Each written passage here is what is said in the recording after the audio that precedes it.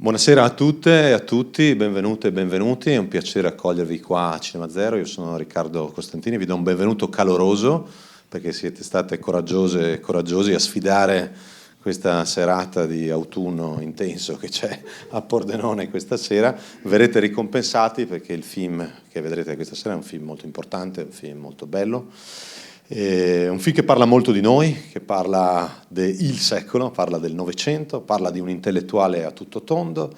È un documentario stratificato, con molte storie all'interno, che usa in maniera estremamente originale i materiali d'archivio, che ci insegna con buona pratica proprio quello che bisognerebbe fare per rispettare i materiali d'archivio, per valorizzarli. Quindi è anche molto legato a molti discorsi che facciamo a Cinema Zero, cercando di preservare la memoria del cinema, la memoria della fotografia, la memoria degli intellettuali. E in più è una storia estremamente partecipata, perché nasce dall'esigenza di una figlia, narratrice, regista, direttrice del Centro Sperimentale di Cinematografia, molte volte ospite qua a Cinema Zero, è stata fra l'altro nella giuria di Pordenone Docs Fest, proprio nella passata edizione, non quella recente, quella dell'anno precedente. Una regista con una filmografia nutrita. Pensate che il suo primo film, L'Isola, è uscito nel 2003, presentato alla Quinzaine des Réalisateurs a Cannes, e proprio l'anno scorso, per il ventennale, è stato restaurato. Questo ci dice anche l'importanza di questa autrice, no? Che arriva a distanza di 20 anni con un film significativo a un restauro e una riproposizione della sua opera. Noi abbiamo presentato con una certa regolarità i suoi film, che hanno sempre riscontrato un ottimo successo. Ricordo delle proiezioni commoventi di 87 ore, di Triangle.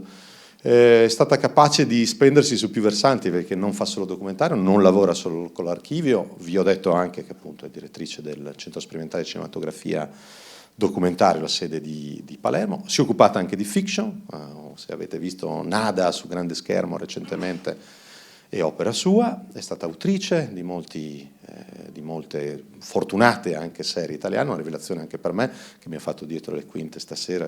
Fra gli autori di direttrice creativa, di progetto di Un posto al sole ci sono io, quindi però la accogliamo con un grande applauso. Costanza Quattriga.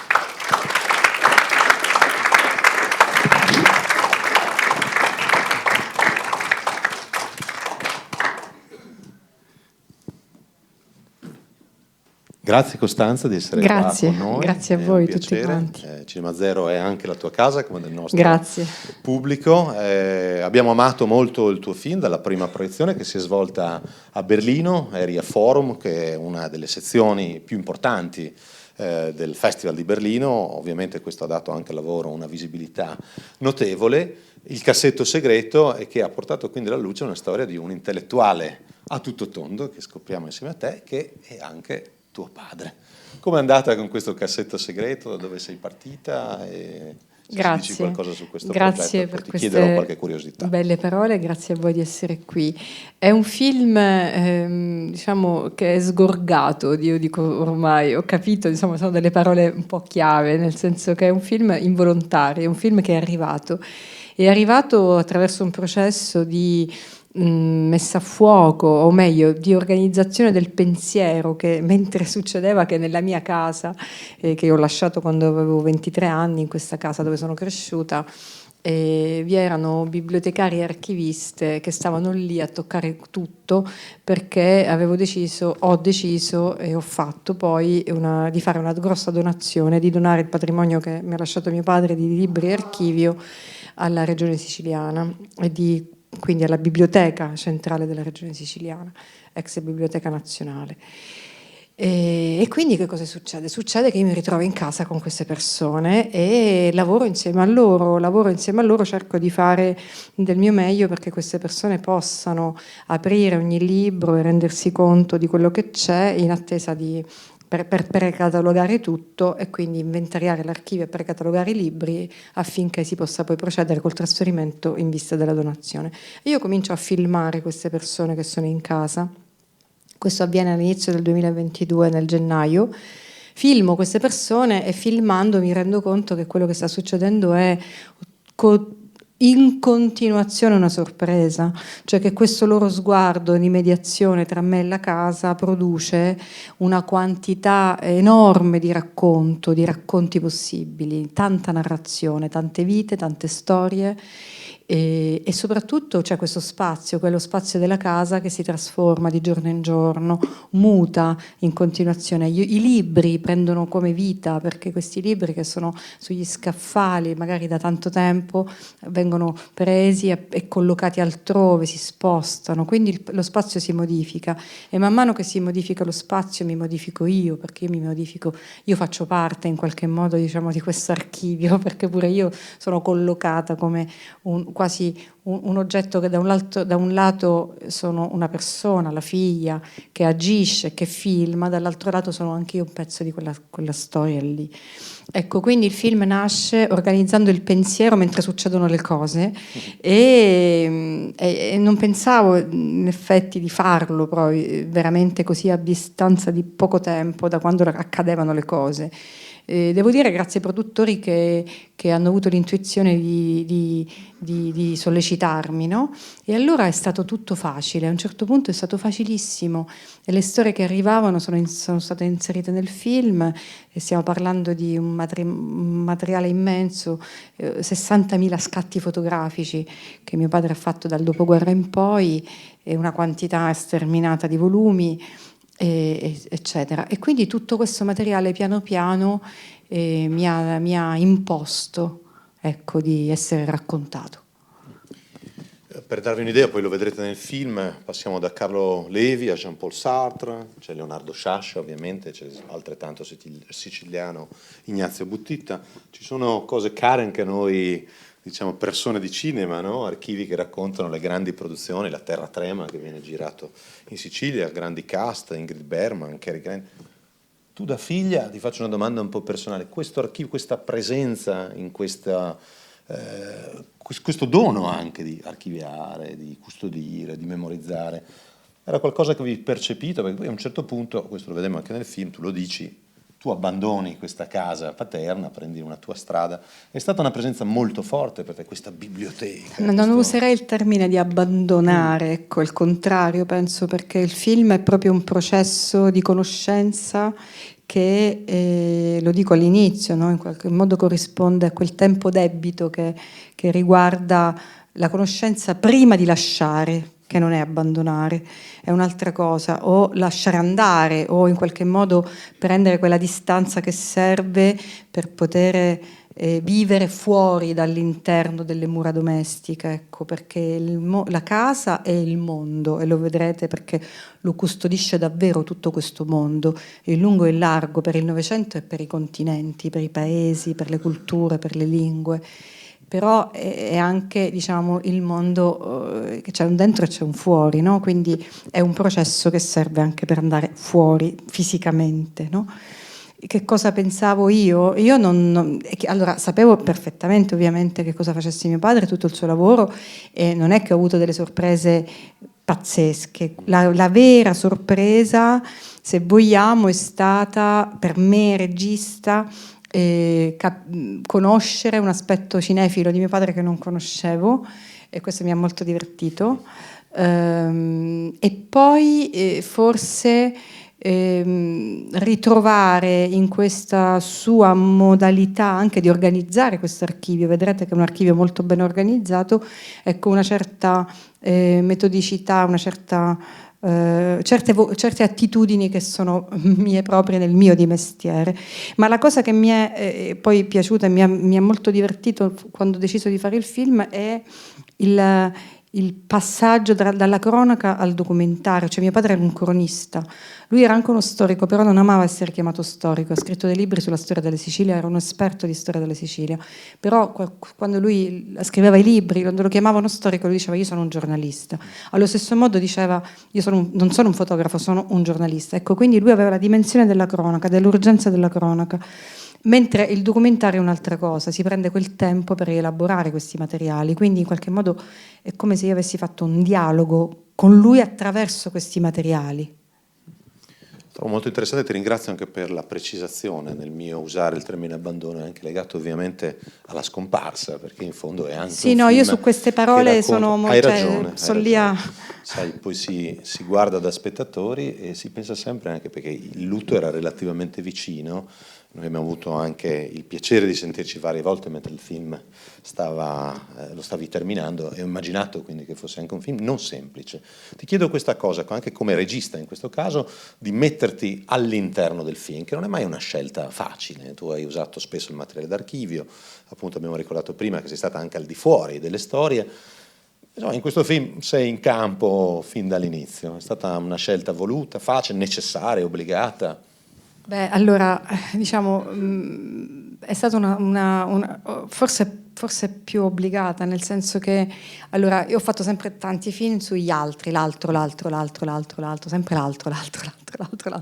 Quindi a un certo punto mi sono ritrovata che quest'altro ero anche in parte io, come dicevo all'inizio, no? Nel senso, io ero parte di questa storia, sono parte di questa storia, e quindi la mia relazione con questa storia non può che impormi in qualche modo di prendere partito, di prendere consapevolezza di dove sono io, no?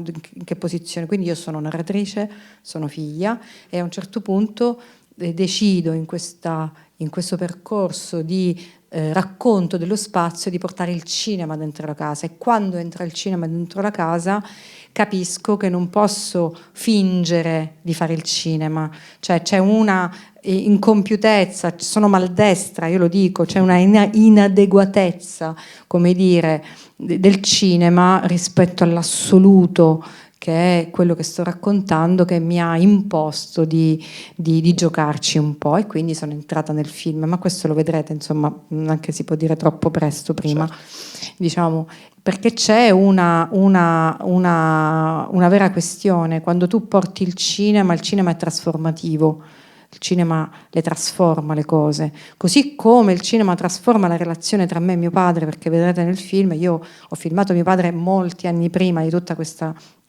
impensabile avventura, e lì c'è anche il potere trasformativo della camera tra me e lui, perché questa cosa avviene ogni volta che posizioni la camera da qualche parte, la realtà già cambia. Figuriamoci quanto può cambiare la realtà di una casa nel momento in cui porti il cinema vero, le luci, la bella inquadratura, no? E quindi automaticamente io, quando ho fatto questa operazione, che l'ho fatto per fare le belle cose, ho sentito tutta la vulnerabilità, tutta la fragilità di quello sguardo, e quindi a quel punto ho detto: va bene, ci sei dentro con tutte le scarpe, entra dentro e distruggi, come dire, le regole della finzione, cioè non stiamo fingendo, stiamo filmando, cioè io racconto il fatto che sto filmando la casa. È difficile, però forse sono riuscita poi a essere un po' più chiara. Tanto ci ha dato anche una bella lezione di etica del documentario. Bisogna sempre considerare che la nostra azione cinematografica modifica la realtà circostante, insomma. E hai usato una parola, ti chiedo due ultime cose e poi lasciamo ovviamente alla visione e approfittiamo della tua presenza all'inizio del film. Hai usato un'altra parola, che è quella della fragilità, no? È un tema che, ricordavo prima, è molto caro anche a noi, a Cinema Zero, per l'attività che facciamo. C'è una fragilità, perché è un tema soggiacente al film, che non sta quindi nella storia né tua né di tuo padre, ma è una storia generale anche del paese. C'è una fragilità della memoria che racconti un po', no? Beh, sicuramente c'è una riflessione che riguarda tutti e tutte sulla memoria come questione collettiva e come questione privata, come questione individuale e come questione politica. E questa fragilità di cui tu parli riguarda sia naturalmente i supporti, perché la memoria in questo caso è fatta di materia, diapositive, negativi fotografici, documenti, libri, casa, oggetti, c'è tutto un mondo di oggetti che sono memoria, ma anche di qualcosa di immateriale, che è chiaramente ciò che fa comunità, ciò che diventa radicamento, che diventa riconoscersi in un mondo comune, ecco. E quindi tutto questo ha a che vedere con con la nostra capacità anche di dialogare con quello che è accaduto. E io ho fatto questo film, questo lo posso dire, anche se ancora non l'avete visto, pensando a un tempo presente, pensando ininterrottamente al tempo presente, cioè anche nell'esperienza del passato il tempo del film è il tempo presente, non è un tempo, non è un passato remoto, non è un imperfetto, non è un trapassato remoto, insomma tutte quelle cose che ci insegnano a scuola, ma è un tempo presente. È un tempo presente perché questo mi dà la possibilità di pensarlo nel futuro, il film, cioè di proiettare la dimensione dell'esperienza in un divenire. Io mi sto trasformando mentre vedo Berlino del dopoguerra, mi sto trasformando mentre sto ascoltando le parole di qualcuno di importante che mi sta dicendo che cos'è il Sud oggi. Ieri, ma anche oggi. Ti chiedo un'ultima cosa che sembra anche un po' provocatoria. Tuo padre si situa, lo vedremo nel film, fra i grandi intellettuali siciliani, e ne ho citati alcuni, ce ne saranno anche altri nel film. Il film è anche per te una restituzione nei confronti della tua terra natale, forse ogni tanto un po' dimenticata per il suo contributo artistico e intellettuale al paese. Io stesso sono rimasto, dico, a parte la corrispondenza incredibile di quest'uomo prolifico, cioè, ma la quantità di intellettuali che ogni tanto mettiamo in una geografia quasi non appartenente al paese. È così, è un film? Beh, la Sicilia, allora, da un lato sì, cioè ci sono tante forme di restituzione. Da un lato questa cosa che dice è molto vera, nel senso che questo racconto racconta una stagione, dal dopoguerra in poi, di grandi intellettuali siciliani che hanno veramente ripensato criticamente il nostro paese e hanno dato un contributo importante a una visione critica di quello che era il momento della ricostruzione e anche il momento da cui loro venivano, che era il momento del fascismo, perché non ce lo scordiamo, quindi comunque hanno lavorato affinché il nostro paese non perdesse dei pezzi, anzi al contrario, con una vocazione sempre avanti, sempre con una grande idea di progresso e di tutela della conoscenza, partendo dal punto di vista siciliano, che è un punto di vista del Mediterraneo, quindi la consapevolezza di una storia, di tante lingue, di tante civiltà, di una storia, di una terra che anche al dispetto delle dominazioni, la terra della convivenza, ecco. Quindi questa cosa è molto vera, cioè il Novecento è stato pieno di intellettuali siciliani. E poi, se parliamo di restituzione, è anche vero che io me ne sono andata a 20 anni, ho sempre considerato tutto questo molto piccolo e molto provinciale perché non lo capivo, ero piccola, volevo stare nel mondo, ho fatto i film persino in persiano, sono andata in Iran a girare, l'altro da me è stato sempre per me la cosa principale e mi sono ritrovata dentro questa storia riconoscendo le genealogie, ecco. Questo è un film anche di genealogie, è un film in cui voi vi ritroverete, forse un po' vi perderete, un po' vi ritroverete tra tante strade, tanti vicoli, tanti percorsi, tante intercapedini e tante genealogie possibili. Quindi poi ciascuno, ciascuna sceglierà che strade percorrere, perché è un film che comunque non vi impone la strada da prendere, ecco. Riguarda le genealogie, ma riguarda anche poi cosa vi risuona dentro.